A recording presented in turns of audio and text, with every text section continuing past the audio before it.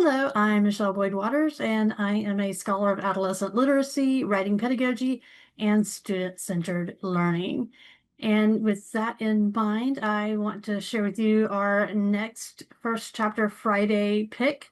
And this one is Angeline Boulley's Warrior Girl Unearthed. And I've got a copy of it right here. Look how beautiful that cover is. And I first heard about this book. Well, I'd heard of Angeline Boulley through her Firekeeper's Daughter book, but I hadn't quite gotten around to reading it yet. And then I took a historical research and education class, and my professor highly recommended that we read this book. She might have even assigned it. I don't remember for sure. But anyway, I had to read the book, and I was immediately struck by, the high stakes thriller, mystery elements in the book and the real life issues. I learned things that I did not previously know, which I'll go into more a little bit later in this video. And then I also did some research on it in preparation for this video, and I noticed that it is currently featured on the Oklahoma Library Association's 2025 High School Sequoyah Masterlist. So of course I have to share it with you. And it's also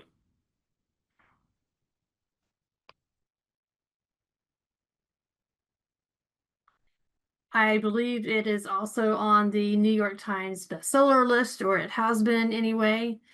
And I wanted to feature this next. So, according to the bookstore, Angeline Boulley takes us back to Sugar Island in this captivating tale. According to the bookstore, Angeline Boulley takes us back to Sugar Island in this captivating tale set 10 years after the events of Firekeeper's Daughter, which I have now also read. And after reading this one, and one of my professors noted that Boulley had clearly improved as a writer when crafting Warrior Girl Unearthed, but that might be true, but I enjoyed both books, and I thought it was fascinating to read about the twins when they were younger and through Auntie Donis's eyes. I do think there might be value in reading Firekeeper's Daughter first, as there is some context and background that would immediately make a bit more sense knowing the original story, but Warrior Girl Unearthed can absolutely stand on its own. Anyway, Warrior Girl Unearthed is an exploration of identity, family, and reclamation in Native communities, coupled with a riveting mystery readers will not be able to put down. So that intense plot centered around the urgent fight for the reparation of ancestral remains and sacred objects mirrors the very real struggles Indigenous communities face, a struggle brought home to me even further when I saw a job posting for a Native American Graves Protection and Repatriation Act, or NAGPRA, bioarchaeologist at my university. If I had seen that job description or that job listing before reading this book, I would have had no idea what that was. But when I read the listing after having read this book, I thought, oh, so there's a whole lot of context there and controversy that I was not even aware of. And so anyway, I did some additional research, and my university's digital law library also held a 2009 American Indian Law Review article called NAGPRA Revisited, a 20-year review of reparation efforts. It's written by a third-year law student, which really solidified the real-world significance of the issues explored in this book. And so anyway, knowing my professor taught this book, and I was also sharing this book with one of my professors, and he taught the book in his young adult literature class for English education majors. And that also reinforces the power to engage students not just with a thrilling narrative, but with a deeper understanding of historical injustices and ongoing efforts for cultural preservation. So anyway, because I'm impatient, I ordered the book from a local bookstore. That was an iteration of a chain bookstore. They had it in exclusive edition. It cost the same as the other one, so I thought, why not? I bought the one that included the bonus content, and the description on the website says the exclusive edition includes a new exclusive scene from a different point of view. You'd have to get this edition in order to read the scene. A unique case and case stamp and designed in papers. So I think this is the case stamp, if I understand correctly. And then here are the end papers. Are those gorgeous or what? And then the bonus content appears at the back. Yeah, and the end papers on the other end are the same as well. As I turn through here, we see praise for Firekeeper's daughter. And I keep looking away from the cameras because I've got the actual zoom on the other screen. And some more praise, and then we have a title page. Is that pretty? And we, of course, have the copyright page. And then we have a page that says week 1. When questioned by the anthropologist on what the Indians called America before the white man came, an Indian simply said, ours. And that's by Vine Deloria Jr. in Custer Died for Your Sins, an Indian Manifesto. And that is also something we talked about in my historical research class. All right.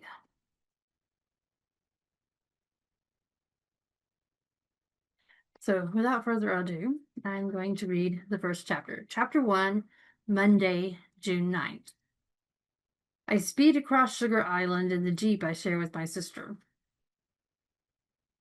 Actually, I'm going to put my glasses on so I can see the words on the page. It's a little difficult to see right now. Chapter 1, Monday, June 9th.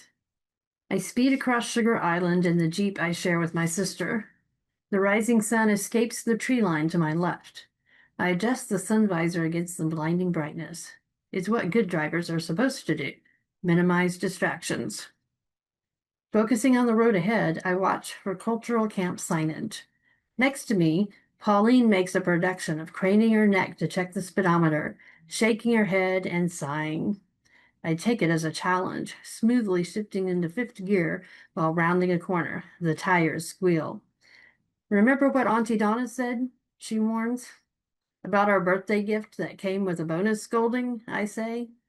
Happy sweet 16, my girls, Pauline imitates Auntie's slightly deeper voice. Enjoy this good pony, but I interrupt, practically growling.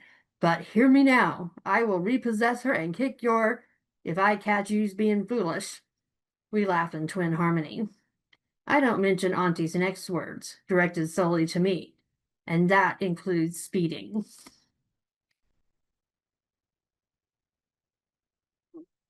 Why are you in such a hurry? Pauline says. It's not like you have anything going on. My sister irritates me like nobody else. I glare at her. Hold up. You're still mad about last week? Seriously? A week of touring universities was torture for poor Perry? It was supposed to inspire you. She drags out the word, inspire. It cost me a week of fishing, she huffs. Well, I wish you hadn't come. Then no one would have suffered Elvis Jr.'s atomic farts. I for sure weaponized our stinky dog, who gets hella gassy from people food. I hide my smirk while checking out a faded sign announcing that the Sugar Island Ojibwe tribe's cultural camp is a quarter-mile ahead. Oh my God, Pauline continues, still sensing my annoyance. With an extra syllable and some shade, it sounds like God. It was just a few schools. 9 universities. I repeat the number in Ojibwe-Moan. Zangazwi. She startles at my sharp tone. I feel her eyes on me even without looking over. My voice softens in tandem with slowing down for the coming turn. Pauline, it was 9 places I'd never get into even if I wanted to go, which I don't. I tap my brakes while using my left turn blinker, because you never know who's watching and reporting back to Auntie. I don't want to be anywhere except Sugar Island. Never leave Sugar Island? She asks, in that same surprised and judgy way she uses. Like never ever? Never ever sounds good to me, I say, making the turn. There are other schools you might like, you know. Mackinac State College is my safety. You could apply there. Nah, all the statues are all Zaganash dudes, non-natives. Colonizers. You really want to study where women and people of color are invisible? Ignoring me, Pauline checks for any strands that might have escaped her tightly wound bun of jet black hair. She pauses a hand at her ear, smoothing the area. You look good, Egg, I assure her. She rolls her eyes at the private nickname, but allows the tiniest smile to break through. The narrow dirt road is an obstacle course of curves, dips, and bumps that continues for half a mile. It ends in a loop at a dilapidated log building where our tribe used to hold camps for learning stuff, like how to smoke whitefish or make maple syrup. Why is the tribe having the summer interns come here for orientation instead of the bougie new camp in town? Isn't this place condemned? I asked while pulling up to the entrance. As usual, my sister knows the answer to everything. No Wi-Fi, no decent cell phone signals. She uses the visor mirror to apply the coral pink lip gloss that pops against her blemish-free dark complexion, to immerse us in culture without distractions. More like immersed in mosquitoes. I grab the can of bug spray from the center console. Pauline takes it before reaching for the door handle. She waves to a group of friends dressed like her in short floral print rompers and wedge sneakers. They hug as if it's been a year instead of a week since they last saw each other. My sister offers mosquito repellent and is praised for her smart thinking. She stretches a long, slender brown leg coated in shimmery body lotion for someone to spray with the bug dope. A loud bang jolts my attention. Lucas Chipaway stands in front of the Jeep, palm raised over the dark green hood. He follows up with another crisp beat. Before he can launch into a drum solo, I tap the horn and roll down the window. Move it along, Luke asks, I say. He breaks into the lopsided grin that makes him a certified hottie to everyone except Pauline and me. Woke you up, he says. Hey, sorry I couldn't give Pauline a ride this morning. Had to stay at Granny's last night and didn't think I'd get back on the island in time. Lucas nods hello to a trio of girls taking selfies they won't be able to post until later. They giggle before turning their backs to him. He pretends not to notice when they angle their phones to include his mischievous smile and compact muscular body in the background. You regret not getting an internship? He struts over to my window. 400 a week for 10 weeks? That's serious bank. Do I regret skipping the interview to go fishing? I laugh at my own joke before faking stone-cold seriousness. Guess what? Hey, Pauline got assigned to intern with Tribal Council, the only high school student to ever get placed with them in the history of the Kinamaje summer internship program. I delight in making fun of my sister, but I'd never do it in front of anyone but Lucas. I may have heard. Should I ask her anyway? He absent-mindedly flicks away a mosquito that dares to land on his bronze skin. Please do. Tell her you heard the interns were selected on grades. It's what I told Mom and Pop so they'd stop asking me about it. Pauline shouts for Lucas and motions toward the building entrance. Gotta go, Pear Bear. Sorry you ain't me. He flashes his trademark grin. Too bad, so sad. Gonna fish with my dog and my dad. I rip off the tune of MIA's Bad Girls. Back on the road, I floor it for the best possible reason. Just because.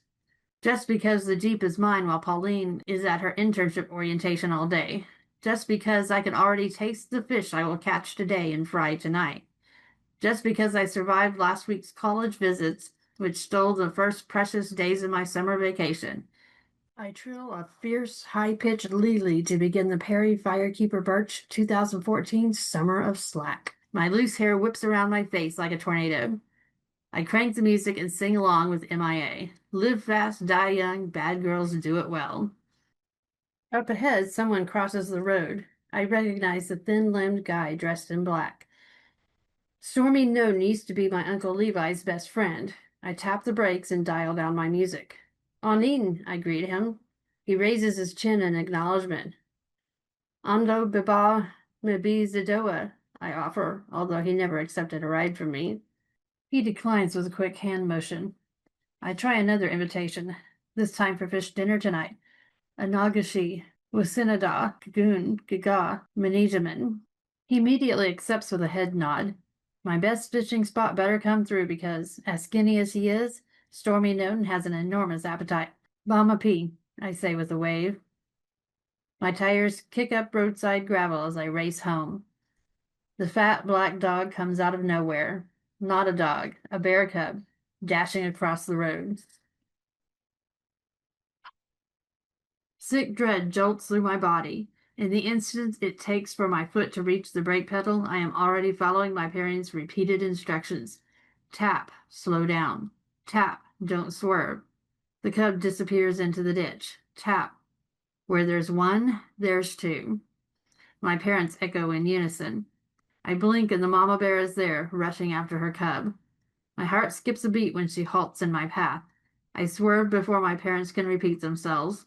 The Jeep shoots across a gravel driveway. I aim for lilac bushes but skid toward a metal gate instead. I close my eyes as metal grinds against metal and something explodes in my face. The deployed airbag blocks my view. My heart thumps at triple pace. I take a deep breath. The crossbody seatbelt is tight against my chest, uncomfortable but not painful. I can move my arms and legs. I'm okay. Grab your phone, begin recording, and get out of the vehicle as quickly as possible, Papa's voice instructs. Use the 3-in-1 tool tied to the door handle to cut through both straps of the seatbelt. Don't forget to take the emergency cell phone from the center console. Get a safe distance away. Continue recording your surroundings and the vehicle. I aim the phone camera at the steam rising from the hood of the Jeep as I back away. Use the emergency cell phone alert button so that me, Mom, Aunt Donis, and your sister get a call and text with your location. I pause before pushing the alert button. My heart rate is back to normal. The radiator is damaged, but I think that's all. This was more like a fender bender than a major accident. Pops is on his way downstate for something he bought on Craigslist. Pauline is at orientation. Mom is at work. Auntie? No way. I hear her warning again about being foolish. But I wasn't being reckless. It was a bear. Everything happened so quickly. I could walk back to Stormy Noden, but unless prayers and Ojibwe mowing will fix a radiator, the traditional healer won't be much help. I need to get the Jeep off Sugar Island and into a repair shop. Although Pops can fix anything, Auntie wanted Pauline and me to be responsible for the cost of upkeep and repairs. With the birthday and babysitting money in my bank account, I can cover a wrecker. Jack's Towing has a radio ad with a deep voice guy repeating their phone number and saying, "Anytime you call, I'll come for you." Once when I was in Auntie's car with Granny June, the ad played on the radio. Auntie mentioned wanting to file a complaint. Granny yelled, "The hell you will! Cheap thrills are all I can afford." I use the emergency phone to call the number I know because of the radio ad. I keep recording while I wait for Jack. Since I don't need the bulky emergency phone for anything else, I shove it into the back of my jeans. Storing a phone near your butt crack isn't as funny as it might seem. Pops want us to take every situation seriously. Dark-skinned men, whether they're Anishinaabe or black, or both like Pops, do not mess around with their kids' safety. I pass the time trying to envision a scenario when Auntie doesn't get mad about the Jeep. 30 minutes later, the record truck barrels down the road, and I have yet to come up with anything. When Jack gets closer, I see a tribal police vehicle following the wrecker. Jack pulls over just beyond the private drive. The cop car stays a few yards behind the accident scene. I recognize the cop getting out of the vehicle and shut off the recording. Officer Sam Hill is harmless. Everybody calls him What the, as in, what the, Sam Hill? It's an old-timey saying that I don't understand, but I do get how nicknames can be weird. He used to be the safety officer at the tribal elementary school. What the heads over. "McGwitch, Jack," I get to the point, handing over my debit card. "Can you take it to your brother's body shop? If Jack and Zach are twins, I'll ask for a twin discount." "He know it's coming?" Jack's voice doesn't sound as deep as it does on the radio ad. "I'll call from your truck." What the chimes in. "How'd it happen, Perry?" "Bear," I tease a huge smile. "There's no reason to question anything. I wasn't at fault. No need for a ticket. No need to search me. And no need to inform the tribal police captain." Jack hooks the Jeep's tow hitch to the wrecker. Officer What the leaves with us wave. Still smiling, I climb into Jack's truck for the ride to Zach's body shop in town. My ears ring with Pauline's familiar beef about me. Must be nice to stroll through life with no worries. My reply always pisses her off. One look at Auntie Donis ruins my fried perch feast. She stomps toward the campfire with her huge dark eyes blazing. Her messy brunette topknot adds 3 inches to her already considerable height, and with the stacked heels on her black ankle boots, she is halfway between 6 and 7 feet. Auntie could be the medicine man's twin, dressed in black jeans and a black Henley. Her slash of red lipstick is pressed in a disapproving glower. I silently curse whoever snitched. Jack, Zach, Officer Wetta, anyone on the ferry to the mainland. Everyone except Stormy Noden, because he speaks only to pray. Conveniently, Mom and Pops go inside the house for more potato salad. Pauline is as mute as Stormy, who's filling up on perch like it's his last meal. Even Elvis Jr. goes silent. Closing my eyes, I brace for impact. Were you speeding? It was a bear and her cub. Were you speeding? She repeats. A bit. You speed like that with my kid in the car? No. Zach says 3,200 in damages, Auntie says. Pauline looks like she's going to burst into tears. Screw that, I ain't scared. I'll work out something with him, I say evenly. One of Auntie's eyebrows arches. Now I'm scared. I pay Zach. You owe me, she says. His terms would have been better. Zach said he'd accept an IOU with 2 years of interest for when I turn 18 and start getting per cap, the profit-sharing dividends that our tribal citizens receive from the Superior Shores Casino. I'm tempted to mention that the Jeep's bumper was duct taped to the frame a long time ago. The metal gate was not its first battle. That good pony has seen some. My sister is a genius, but I'm not an idiot. I await Auntie's sentencing. The Kinemaje program has one internship spot still open. You start tomorrow at 9 a.m. Every paycheck will be turned over to me until your debt is paid in full. You don't drive it until then. Show up at the Tribal Museum. Your supervisor is Cooper Turtle. Pauline gasps loudly, but I feel the sharp intake in my own lungs. And with that, my summer of slack goes up in smoke, just because. Students, I highly recommend listening to narrator, let me make sure I get the name right, Isabella Starr LeBlanc. Read the book on Audible or through your library's Overdrive, as this will help you learn how to pronounce Anishinaabe words Boulley's characters use. Students, I highly recommend listening to narrator Isabella Starr LeBlanc. Read the book on Audible or through your library's Overdrive, as this will help you learn how to pronounce Anishinaabe Boulley's character uses. The book has also received the Boston Globe Horn Book Award. It's an instant New York Times bestseller and a #1 Indies bestseller. The book is an NPR Best YA Book of the Year, Amazon Best Book of the Year, and even more than that. I found lots of different awards that this book has won. Boulley is Ojibwe and worked for tribes when she lived in Michigan's Upper Peninsula. She also served as director for the Office of Indian Education at the U.S. Department of Education in Washington, D.C.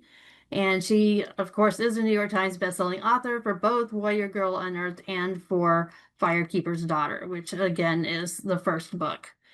Teachers, I recommend pairing this first chapter with podcast episode Interview with Angeline Boulley, Firekeeper's Daughter, Warrior Girl Unearthed, and What's Next. And I have the link in the description.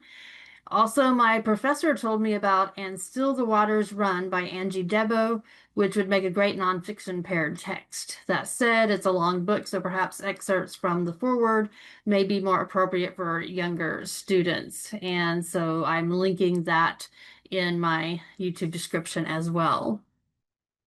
So as an educator, I know how challenging it can be to get students to truly invest in reading. And that's why I created the Reading Trips First Chapter Friday graphic organizer to transform a simple read aloud into an active, thought-provoking experience for your students. With this organizer, your students won't just listen, they'll engage. I've incorporated the TRIPS responses to guide their thinking, encouraging them to make tie-ins to their own lives and other texts, to process their reactions, make inferences about what's unsaid, formulate inquiries, and develop predictions for what comes next. This tool is designed to be flexible and easy to use. Students can choose 1 or 2 response types, ensuring it works for every learner in your classroom. The My Initial Impressions section provides plenty of space for their thoughts, and I even included a dedicated spot for continued responses on the back, because sometimes a great first chapter sparks a lot of ideas. My goal in creating this was to help you foster a genuine love for reading. By prompting students to critically analyze and personally connect with the first chapter of a novel, you'll be amazed at how many are eager to pick up the book and read the rest. Try it out for your next First Chapter Friday and watch your students become more active, enthusiastic readers. I am Michelle Boyd Waters, a scholar of adolescent literacy, writing pedagogy, and student-centered learning. Please remember to subscribe to the Rethink ELA channel. Thank you and take care of yourself.